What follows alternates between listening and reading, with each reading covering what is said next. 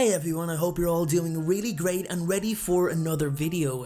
Has anyone ever wondered what the deal was with Lucius Malfoy getting off scot-free both times? He participated as a Death Eater in both Wizarding Wars, committed awful crimes, and still avoided punishment. What was it about Lucius that made him so different from the others? And was there any repercussions for him from Death Eaters who had avoided capture? That's exactly what I'm going to address in today's video. Let's take a look at how Malfoy got off both times. So sit back and enjoy today's video from Harry Potter Folklore.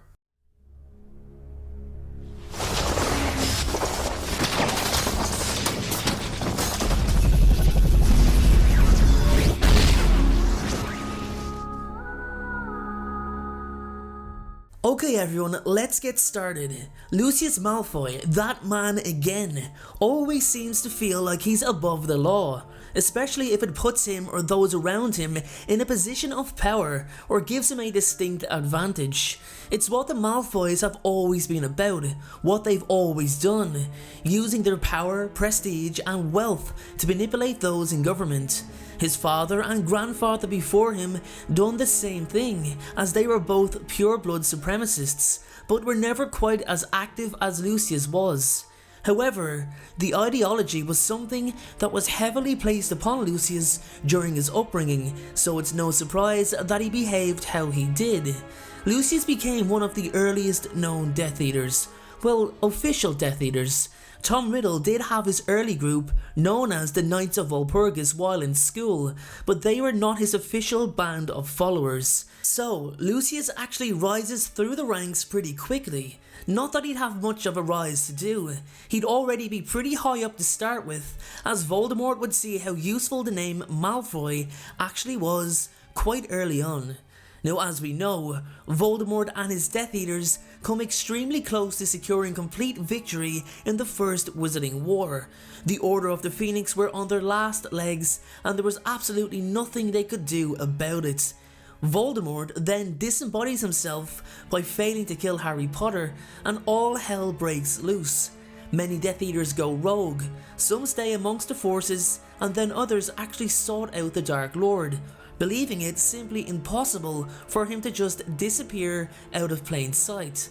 Lucius, believing his master to be dead, actually tries to take control of the army and mount his own challenge to dominance. That's how far Malfoy went. He wasn't just captured because he was a Death Eater, he actively drove Voldemort's forces forward. The trouble was, a vast amount fled in fear, a good amount were captured, and those who remained didn't have the commitment to Lucius.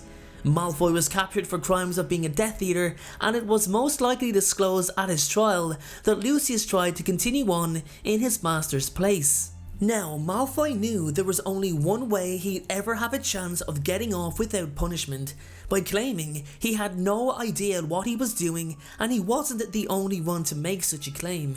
There were many witches and wizards who claimed to be under the influence of the Imperious Curse, and Malfoy was one of them. He somehow managed to convince the Department of Magical Law Enforcement that every act he was accused of was done so against his own free will. Lucius was extremely clever.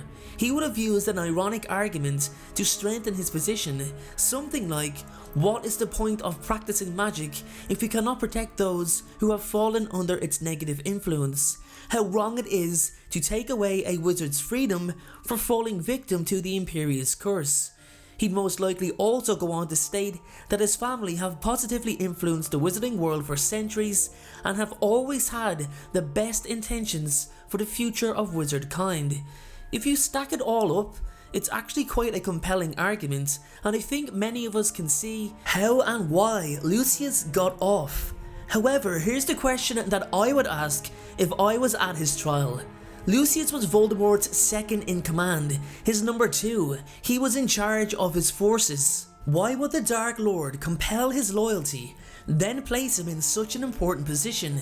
It doesn't exactly make much sense, but with that being said, I doubt anyone would have asked such a question anyway. Lucius also publicly renounced Voldemort. He disassociated himself with everything the Dark Lord had done and spoke out avidly against him to let the public know that he was truly hypnotized to do Voldemort's work.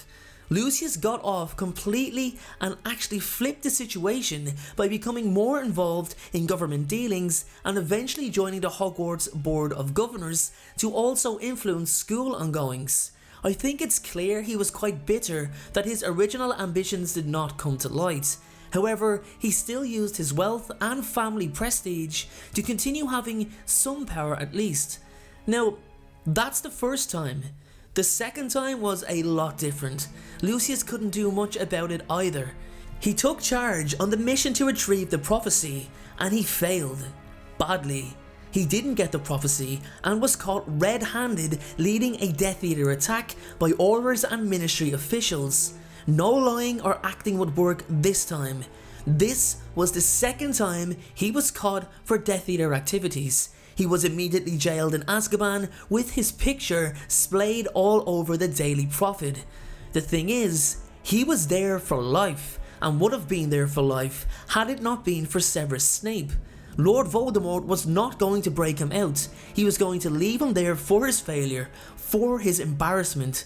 It was Snape who convinced the Dark Lord to rescue Lucius, as the two were actually good friends over the years. Lucius was ahead of Snape in Hogwarts and was kind to him. Snape also knew how upset Draco was that his father was incarcerated, so it was his doing that allowed Lucius to return home. Even so, Lucius was a wanted criminal. Everyone knew who he was. The issue with that is, Voldemort was winning. He was absolutely terrifying and next to everybody was afraid of him, so nobody mounted a challenge to actually recapture Lucius. And as we know, things went pear-shaped for Voldemort again, and the hunt to round up the Death Eaters began. Lucius Malfoy escaped punishment once again. He actually got away with it again. How? Well, let's look at it. Lucius, Draco and Narcissa did something that gave them a lot of credit. They switched sides. They left the Battle of Hogwarts before Voldemort was killed, showing that they didn't care about the outcome. They abandoned the Dark Lord and his attempts to overrun the school. Narcissa also greatly assisted Harry by lying to the Dark Lord about the boy being dead. She could have easily given Harry up there and then, which showed that she herself had wanted Voldemort's defeat. Harry would have definitely vouched for her when asked, and Narcissa would have most likely said she'd done it after planning it with her husband. The Malfoys all walked away without punishment. Lucius was always vocal in his latter years about blood purity, but nothing to the extent that he once did. With that being said guys, that's my video on how Lucius Malfoy escaped punishment both times. My question for you today is this: do you think he should have been punished in some way? Should Lucius, Narcissa or Draco have received at least some jail time for their crimes? Let me know in the comments section below. Also guys, for those of you who are wondering about the Riddle series casting call, I'll post some details about it in the coming days. If you are an experienced voice actor or inexperienced and you want to submit an audition, then please feel free to do so only when I announce the date for the call. The artwork for the poster is almost finished and I'll have something to reveal by the end of the week. This is a really exciting time for me and the channel, so I hope you'll all stay subscribed, stay tuned and just hang on for a couple of more days. Thanks again for watching guys, have a great day, please be kind to one another, you never know what is going on in someone else's head. Thank you so much for watching, I truly appreciate your support. Everyone, notifications of uploads are more important than ever, so please, if you haven't already, turn those notifications on to make sure you're notified the moment my video goes live. Making videos is what I love to do, it's my dream and my passion, however it does cost time and money to produce this content, so if you have $1 to spare to support me on Patreon in exchange for some exclusive unseen content, then you can click the Patreon link below or at the end of this video. Please only support me if you can afford it. And make sure to follow me on Instagram at InstaDNJ and on Twitter at PotterFolklore. Check out my other videos appearing on screen, and please make sure, most importantly, to hit that subscribe button. Thanks again everyone, and please have a great day.